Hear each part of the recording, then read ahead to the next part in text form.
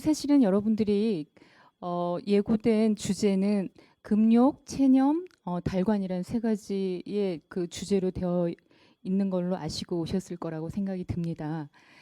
저도 각각의 주제를 따로따로 이렇게 다뤄본 적이 있긴 하지만 이 세 주제를 한꺼번에 1시간 반 동안 제가 얘기한다라는 것이 쉽지 않은 일일 거라고 생각을 해서 금욕과 수양이라는 주제로 이렇게 잡았고, 사실은 그 세 주제 중에서 금욕이라는 주제에 이제 초점을 두고 있다라고 여러분들이 보시면 될 것 같습니다.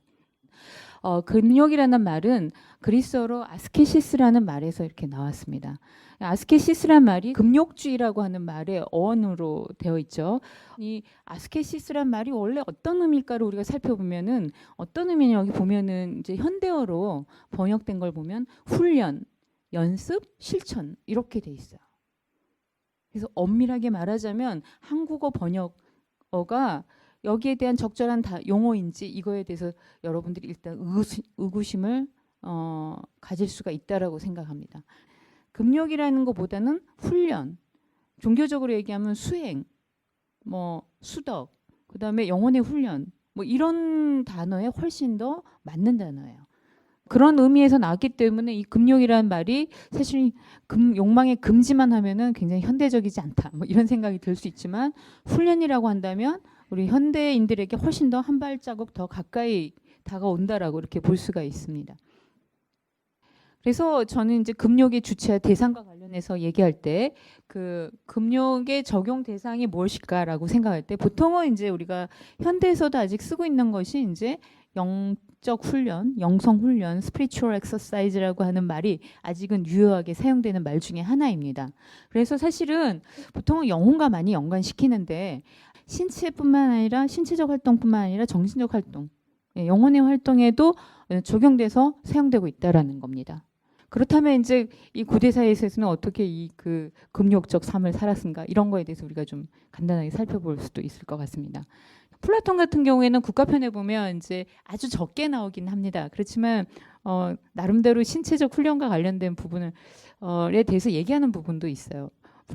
플라톤 같은 경우는 신체적 훈련과 영혼의 훈련을 다 중시했지만 아무래도 영혼의 훈련에 대해서 좀 더 비중을 두고 강하게 얘기했던 부분이 많습니다. 국가편에 보면 신체 관련해서 이제 술을 적게 마시고, 그다음에 음식을 적게 먹을 것을 제한하고요. 그다음에 양념을 치거나 과자 종류도 그 당시에 있었는데 과자 종류를 먹지 말라고 얘기를 하고 있어요. 그게 왜냐하면 이제 신체에 있어서의 건강을 낳고 영혼에게는 절제를 낳는다, 이렇게 이제 국가편에서 표현을 하고 있어요. 그래서 구체적으로 이제 이런 신체에 대한 어떤 금욕적인 측면을 얘기를 하고요. 영혼은 이제 이 영혼의 부분을 세 가지 부분으로 나눠서 이성기계 욕구가 잘 조화를 이루고 이것들이 이성에 의해서 적절한 통제와 지배를 받을 때 영혼이 이제 건강할 수 있다라고 이렇게 생각을 했습니다. 욕망이 하라는 대로 하면 훨씬 더 즐겁고 좋은 삶을 살 것 같은데 그렇지 않다라고 생각하기 때문이죠. 예. 욕망을 통제하고 지배하는 것이 훨씬 좋은 삶을 살 수 있다라고 생각했기 때문에 이 철학자들이 이런 식의 욕망에 대한 이야기, 금욕이라는 것과 또 훈련이라는 것을 얘기하고 있는 거예요. 금욕이라는 것과 영혼의 훈련이라는 것은 그 자체가 목표가 아닙니다. 그것의 목표는 뭐냐면 좋은 삶과 관련돼 있죠. 근본적으로 금욕의 일상적인 의미는 사실은 좀 전에 다시 정리를 해본다면 욕구의 억압과 극복, 이런 걸로 우리가 통상적으로 이제 머릿속에 떠올리게 되고요.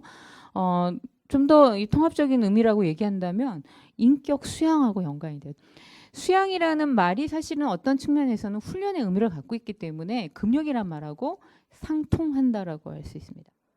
그래서 여기 수양이란 말은 이제 라틴어로 하면 쿨투스라고 이렇게 얘기를 하는데 어떤 의미에서는 좀 뉘앙스가 다르긴 하지만 아까 말한 것처럼 훈련이라는 개념하고 멀지 않은 개념이에요. 굉장히 유사한 개념이라고 볼 수가 있죠. 금욕의 궁극적인 목표가 뭐냐? 아까 말씀드린 것처럼 금욕이라는 영혼의 훈련을 하는 것은 그것 자체가 목적이 아니라고 했어요. 그죠? 네, 그거는 수단이에요.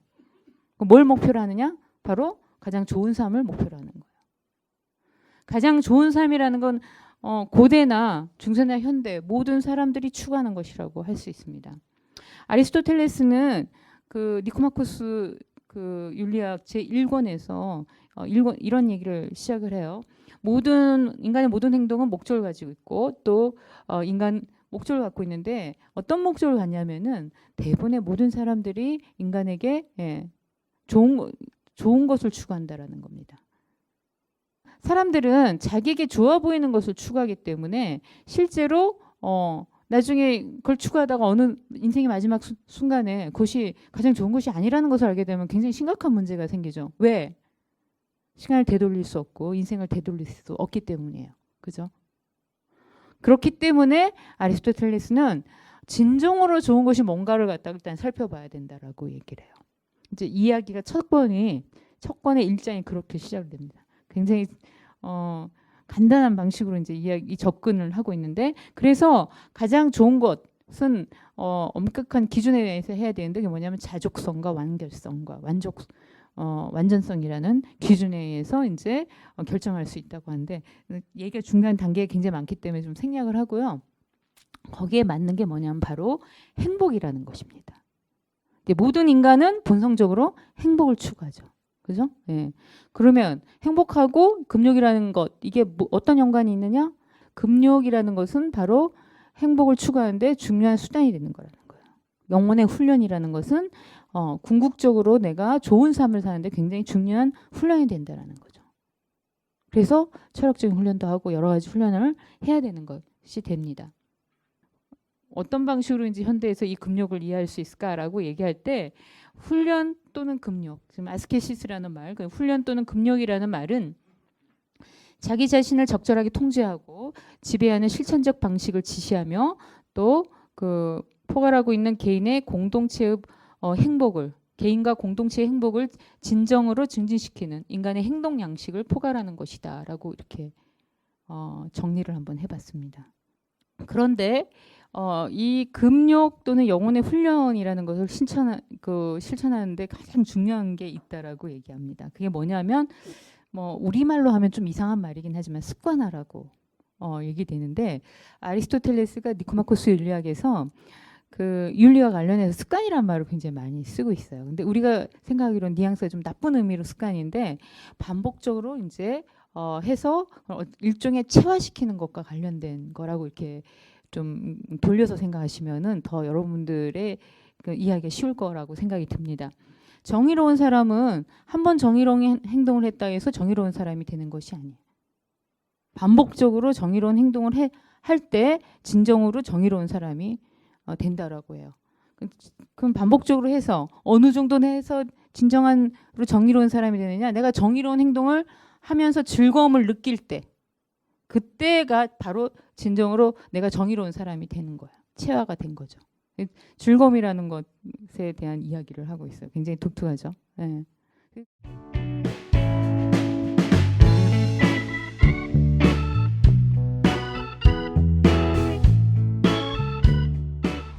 이제 금욕의 방법부터는 좀 더 여러분들이 일상적으로 나도 저런 거 해봤는데라는 또는 저런 식의 방법들, 그러니까 고대에서 많이 사용하던 금욕 또는 영혼의 훈련 방법들에 대해서 좀 소개를 드리려고 해요. 이제 헬레니즘 시대가 좀 철학적 이론보다는 실천 쪽에 많이 이렇게 그 관심을 가지고 행했기 때문에 이런 부분에 관한 방법들이 좀 약간 기술적인 측면이 좀 많이 나와 있어서 여러분들이에게 이 스토아파를 중심으로 좀 소개를 해드리려고 합니다. 첫 번째는 이제 인식론적인 훈련과 치유라고 이렇게 제가 얘기를 하는데 그 아까 제가 금욕의 방법과 관련해서 말씀 습관화와 익숙화하는 것이 익숙하게 되는 것이 굉장히 중요하다고 얘기하고 일종의 체화가 되는 것이 되게 중요하다고 말씀드렸는데 체화가 되면 어떻게 되느냐라고 하면은 어떻게 된다고 생각하냐면 이제 치유가 된다라고 얘기를 하고 있어요. 예, 여기서는 제가 이제 치유란 말을 쓰진 않았었지만은 사실은 그 그리스 철학자들이 철학에 대해서 영혼의 병을 치유한다라는 말을 굉장히 많이 쓰고 있어요. 에피쿠로스 학파도 그렇고 그다음에 스토아 학파에서 키케로도 그렇고 영혼을 치유하는 사람들이 바로 철학자라고 이렇게 얘기를 하고 있어요. 그래서 이 치유란 말은 바로 우리가 영혼의 훈련을 한 결과라고 할 수가 있어요. 예, 그래서 이제 그런 훈련 중에 몇 가지들을 아주 간단한 것들을 이제 소개를 할 수 있는데요. 첫 번째는 이제 인식론적인 훈련과 관련해 첫 번째는 사물 그 자체 인식과 분별력의 훈련이라고 이름 붙여봤습니다. 현대에서 현상학에서 기치로 내세우고 있는 사물 그 자체로 돌아가라라든가 이런 거하고 굉장히 비슷하죠. 사물 그 자체를 보라라고 이렇게 얘기를 해요. 두 번째는 이제 우주적 관점이라고 하는 거예요. 그래서 우주적인 관점에서 나의 사물에 대한 변화, 시간의 관점에서 우주적인 관점으로 이렇게 나를 확장시켜서 이 모든 것들이 언젠가는 흘러가고 변화할 것이고 생성소멸할 것이니라는 식의 사유 훈련을 통해서 이 대상에 대한 집착에서 벗어나서 욕망에 해방될 수가 있다라고 이렇게 얘기를 하고 있습니다. 그 세 번째는 뭐냐면 위로부터의 조망이라고 이렇게 일반적으로 이렇게 얘기되는 건데 다른 말로 하면 그냥 높은 곳에서 아래를 내려다보는 어떤 훈련이라고 이렇게 보시면 됩니다. 여기에 대해서 제가 이제 탈세속화 훈련이라고 얘기를 이렇게 말을 붙여놨는데요. 저 높은 곳에서 아래로 이렇게 내려다보면 사실은 그전에는 굉장히 나한테는 이건 너무 중요한 것이라고 생각하고 나 굉장히 소중한 거야. 그죠? 난 이거 없이 살 수가 없어. 이런 것들이 사실은 굉장히 하찮게 보일 수가 있다라는 거예요. 아까 전에는 시간적으로 굉장히 그 시점을 확대시켰다면은 공간적으로 이제 시점을 굉장히 확대시켰다라고 보시면 돼요. 이것의 목적은 뭐냐면 모두 다 똑같아요. 아리스토텔레스는 가장 좋은 삶 또는 행복이라는 말로 썼고요. 헬레니즘에 가면은 이제 평정심, 무정념 이런 것들이 굉장히 이제 욕구 그 말하자면 목표가 조금 현실에 가깝게 좀 많이 줄어들었어요. 그래서 분노나 이런 여러 다양한 감정들에 이렇게 사로잡혀갖고 인생 굉장히 힘들고 고통스러운데 이게 평정심을 유지할 수 있으면 얼마나 좋을까. 목표가 이제 평정심이에요. 그리고 이제 또 한 가지는 행동과 관련해서 이제 윤리적인 어떤 것과 훈련과 관련된 겁니다. 첫 번째는 이제 최악의 사태에 대한 예비 훈련이라고 얘기하는데, 그게 뭐냐면 우리에게 일어날 수 있는 최악의 사태에 대해서 생각을 해보는 거예요. 내 의지에 달려 있지 않는 부분에 대해서는 그렇게 되지 않을 수 있는 최악의 사태에 대해서 생각을 하는 거예요. 그래서 그런 상황이 나에게 닥쳤을 때 그것에 대해서 내가 어떻게 받아들일 것이고 그런 상황에서 어떻게 평정심을 유지할 것인가를 훈련하는 것이에요. 두 번째는 의식의 감찰 훈련. 일종의 반성적 성찰 이런 거하고 관련된 말인데 이렇게 이제 고정돼서 많이 소개가 돼 있어요. 그거는 뭐냐면 우리에게 달려 있는 일들과 관련해서 이제 우리에게 달려 있지 않는 건 어쩔 수가 없고요. 우리 의지에 달려 있는 것들에 대해서는 우리가 사전에 미리 점검하고 사후에 감찰하는 거예요. 이것도 역시 내가 반성하고 고통을 받기 위해서 하는 건 아니고요. 더 나은 삶, 더 좋은 삶을 살기 위해서 지금 내가 내 스스로에게 이제 잘못하거나 타자에게 잘못했던 것들을 성찰해 보라는 거죠. 세 번째는 현재에 집중하는 훈련이에요. 이미 흘러간 과거는 변화시킬 수가 없어요. 미래는 아직 오지 않았기 때문에 그것도 내 의지에 달려 있지 않아요. 그러니까 스토아파의 입장에서는 과거나 미래는 내 의지에 달려 있지 않아요. 이미 결정되고 끝났어요. 그리고 앞으로 올 거기 때문에 아직 아무것도 일어나지 않기 때문에 내 의지에 달려 있지 않기 때문에 현재만이 내가 변화시킬 수 있다라는 거예요.